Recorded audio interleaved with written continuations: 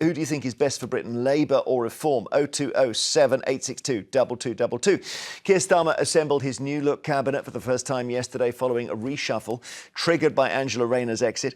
In a rallying cry, the Prime Minister told ministers they are, quote, the right people to lift up the country, and reportedly referred to them as his cabinet of patriots.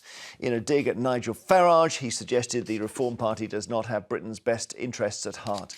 Up against those that feed off the politics of grievance, those that do not want problems to be fixed because if the problems are fixed, their reason to exist, their politics, ceases to have any hold in our society. And that is why they talk down our country, because they do not want to fix it for working people. Ours is a mission for what I consider to be the true Britain, the Britain of decent, reasonable, compassionate, tolerant people. The vast majority of people in this country are. It's really weird because that's the political message, and he's got a civil servant on his right writing it down. It's not her job. Farage had previously said at Reform's conference that Labour are not fit to govern and will not bring about the change that Brits need. There is a new, strong, unified party that speaks with one voice, that knows it's determined to put the interests of Britain and the British people above that of outdated international treaties or dubious courts. We are the patriotic party. We are the party that stands up for decent working people, and we are the party on the rise. And yet your poll ratings have gone down since the conference, Jake. 2 points within the margin of error, but that poll was the 102nd poll in a row that has given Reform a significant lead over all major political parties. It was. I wondered if it was this just Andrea Jenkins' performance. I don't know if we could see this, but this was a very odd moment. Let's have a look.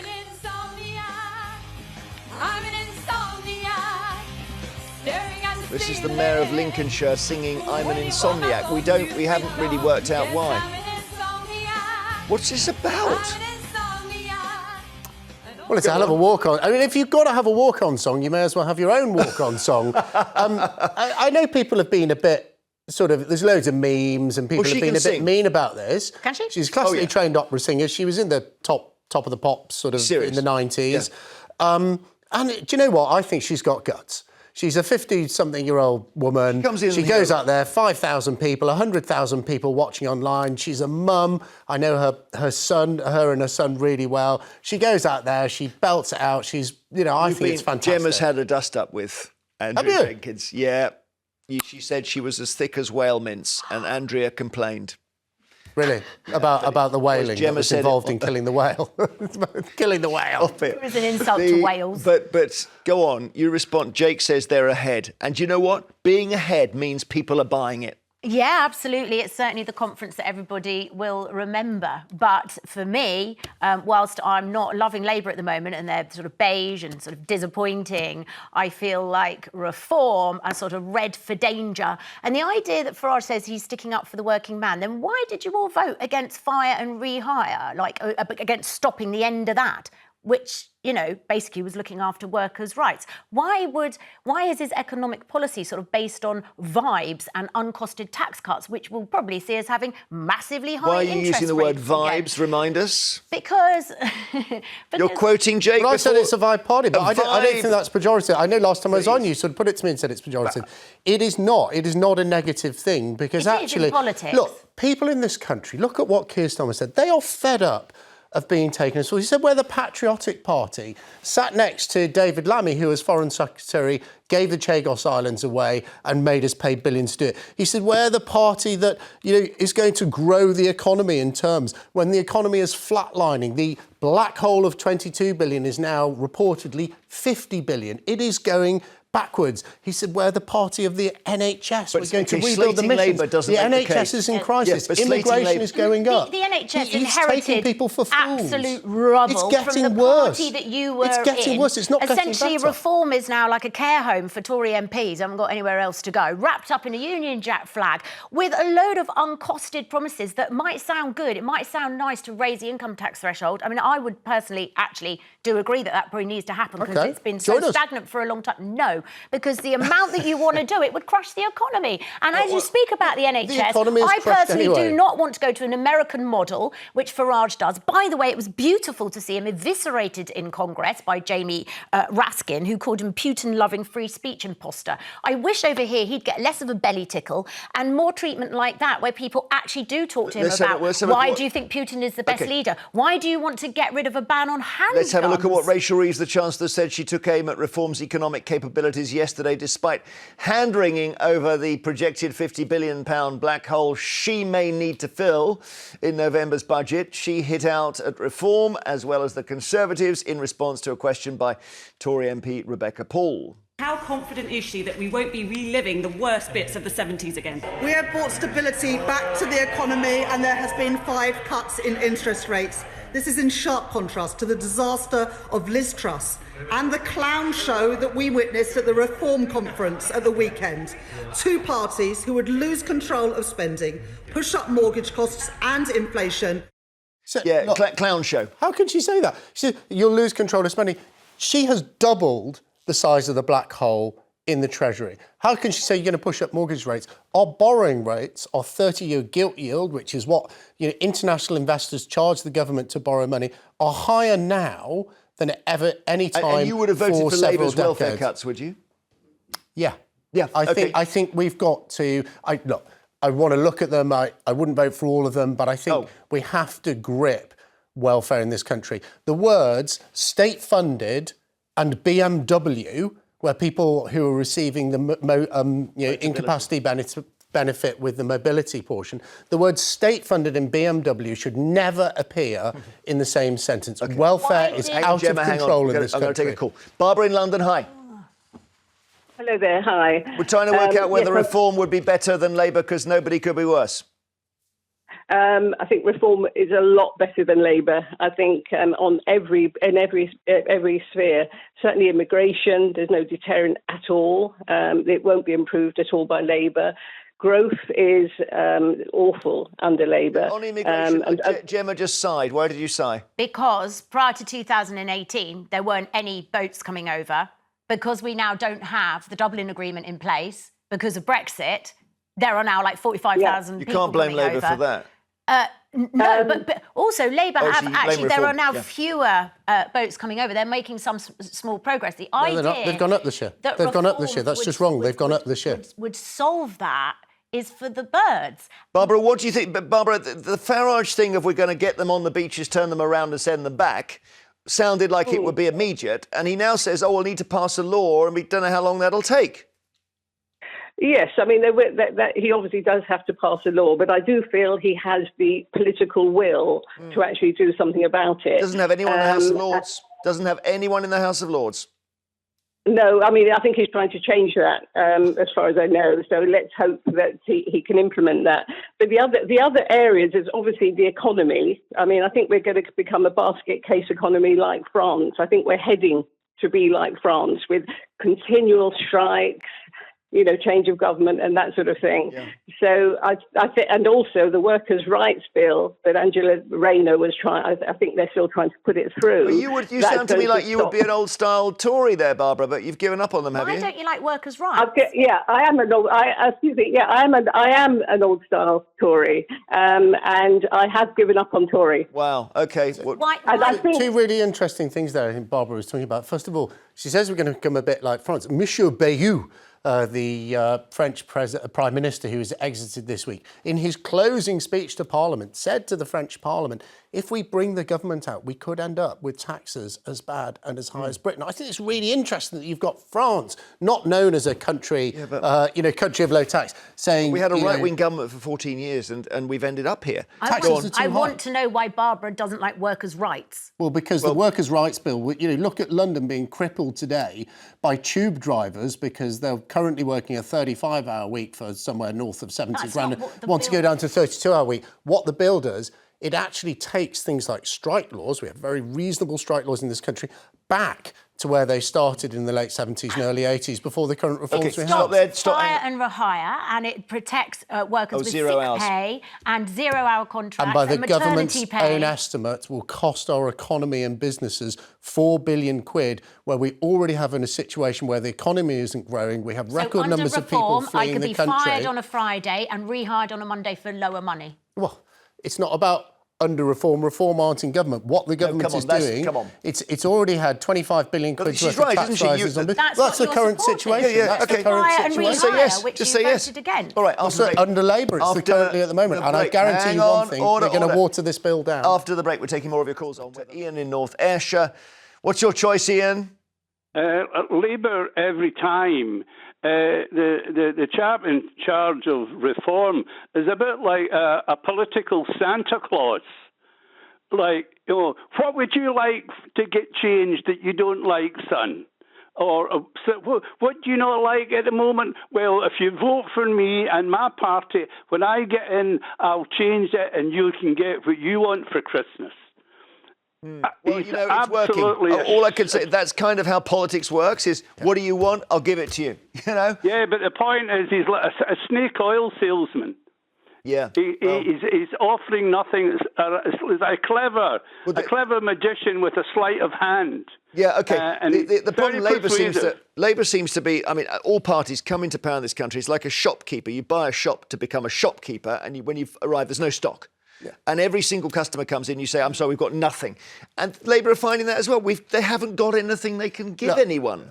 We have I sat around the cabinet table. We have a broken political system in this country. I don't even blame the Labour Party that they've failed to deliver lots of things they promised without going into them. I actually think we have a political system that is set up with inertia at its heart. It's called the civil service. There are brilliant people I'm very good friends with people I worked with when I was a minister in the civil service. There are brilliant people there. They are as frustrated with this broken system.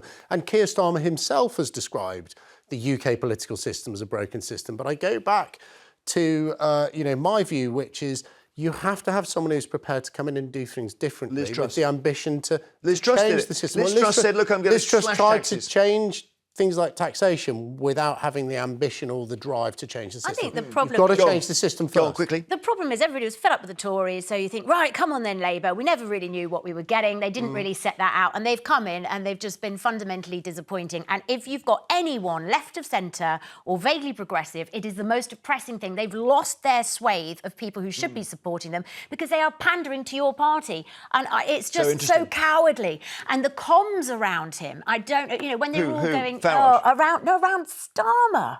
The comms team that he's hired, these sort of blue Labour and Glassman and the bloke who used to write the Sun headlines, whoever they are, telling him to sort of do all this faux patriotism as if that's going to attract reform voters back. It won't. All right. Tom in Manchester. It's putting off everybody else. Hi, Tom. Morning, Jeremy. Panel. Hey, sorry, we just got your fader up. Go on, then. Hiya, yeah. I'm a bit torn, to be honest. I've always been a lifelong Tory supporter. I've always been a long life Tory voter. However, I've never liked Labour, and Keir Starmer's just put the nail in the coffin, the icing on the cake, as far as I'm concerned. The nail in the coffin and the icing on the cake. Yeah, you must be in a Labour seat, though. You must be in a really strong Labour seat. Yeah, central Manchester. Is that Graham Stringer? Who's that? Lucy Powell. Don't get me started on that, Jeremy. But I wouldn't back Keir Starmer if he was running against the traffic cone. Honestly, he's a sensitor. He's more U-turns than a taxi in a cul-de-sac. Honestly, he's not delivered on any of his promises. He just goes back on everything, surrounded by scandal. They had to neutralise the anti-Semitic thing. They had to say, this is what we'll do, and they said it. They will not raise taxes. They said they'd smash the gangs and stop the boats. They didn't do that. And they said that we pay for everything through growth and the economy is not growing. And that kind of is where they are. That's why he's having so many problems. And his party's splitting now as well. But listen, you really want to go Tory on them? You want to vote Tory now? Don't know about reform though. I like Kemi, but with reform, I'm a bit torn because I'm gay myself, and all my friends keep saying, don't vote for Nigel, he's anti-gays and all this lot. So I'd like to ask Nigel directly, if they ever met him. Well, Jake will answer. Jake's in the Reform Party. Is the Reform Party anti-gay? I can categorically say the Reform Party is not anti-gay. And if you'd have gone to the Reform Conference, where there were lots of people who were gay, there were lots of people who weren't, it was a complete mix, north, south, east, west, all races, all religions represented there, you would have seen that people who tell you that. But you're in favour of traditional marriage, right? I don't think it's one. I don't think it could be it's a tax break. either or, is it? I don't think it is a question of either or, because gay people can get married. I think all governments should be in favour of people getting married, particularly if they have children. Whatever the makeup of the couple, because research project after research project shows that it's the most stable environment. That's it. I wasn't talking about heterosexual marriage. I just meant government should have married. anything to do with whether you want to get married or not. Well, if you want to have 100 partners in your life, that's fine, but it's not particularly useful for the economy. Sorry, the idea that there are... Sorry, excuse me, that's not what I'm saying at all. I'm not saying about being promiscuous. I'm saying there are other ways to live. My sister and her partner have got one of the most stable relationships I know. They've got 2 children, but they've chosen not to get married. Yeah, and what happens if one of them dies? Who looks after the kids? Because Probably me, I'm their auntie. Well, yeah, I mean, there's legally set up to get us to get married to each other, and you may think that's wrong. Well, I'm just saying I believe that people should have the choice. Well, people do have the choice. I'm just saying that we should govern this country based on data. We shouldn't just go, guess or what we think is better or worse. But I thought it was values. Data. Well, it's all rather good when the data informs your own values and says that correct. The data says that marriage is the most stable environment to bring children. You get the best outcome for the children. I think that's important. I think the government should say and they do already through the tax system, inheritance tax, married couples tax allowance. It is the country we already live in. Tom, thank you. Duncan in Lancashire, hi. Hi there, how are you doing? We're doing well. This is an interesting discussion because we've got Jake here who's from Reform now. What do you think, Reform or Labour? I'm from the Rosendale Valley, so I'm very aware of Mr Berry. OK, well, you were one of his constituents, were you? I was, yeah, absolutely, yeah. OK, what would you like to say? What I would like to say is I think the UK needs to be very wary of Reform UK. They are spinning the same rhetoric that the now in power Republican Party and Trump were spinning. I find them very dangerous. This is a polarising subject that they bring to the fray all the time about the boats, the immigrants. It's essentially... I hate to use the term, but Nigel Farage is an ethnic cleanser. The man is a very cynical person. This country has been a successful melting pot. For over 50 years now, we've cracked it. And now we're going backwards. Yeah. We're going backwards because of a message that's been passed to us by irresponsible politicians. Okay. All right, thank you. I'll take another call. Flora, no, hang on. Flora in Nottinghamshire, hi. Hi, good morning, Chairman. Hello, what would you like to say? I would like to say it would be reluctantly Labour. But can I remind Jake Barry when Neil Kinnock was points ahead against Neil Kinnock, and look what happened to him. Against and Thatcher. On top of that, I wouldn't trust Farage as far as I could spit, and that's not very far. Okay. I'm old enough. Tin pot parties like this come and go before. Well, this feels different, but go on. Do you believe that people in same-sex marriage, that's a stable environment for children? Yeah, I do. Okay. Yeah, I mean, I voted for the gay marriage bill. I've no problem with that. Yeah. Go on, you can answer, because the previous guy is very suspicious. Neil Kinnock analogy is, one of the things Reform has to be really careful of. It's almost like Icarus. Is it going to fly too close to the sun? There's 4 years till the general election. That's the furthest it could be. I think it will go that long. Lots of things you have. I don't think it will. The economy could start growing. The NHS could be sorted out. Immigration could be cracked. And that's what the party conference is about. It was called Next Steps. It was about how do you go from, a huge political movement, hugely successful political movement, into a fully rounded party that has policies in every area, including on things like marriage and everything else. We have to go to our break. And, of course, you could stop some of your MPs resigning would be a start. Thanks for all your calls on this. Later, we'll be asking if we've gone too far with putting flags everywhere.